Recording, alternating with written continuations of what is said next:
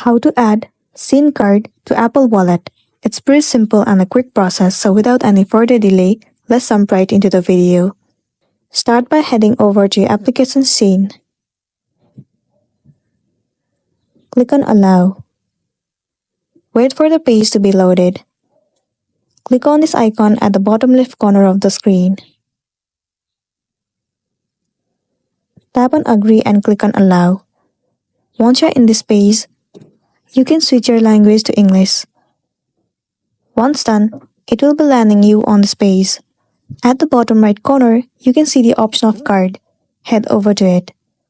Select your specific SIM card, and then below the card, you'll see the option of Add to Apple Wallet. Click on it.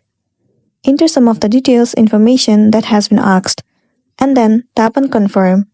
After that, your SIM card will be added to Apple Wallet.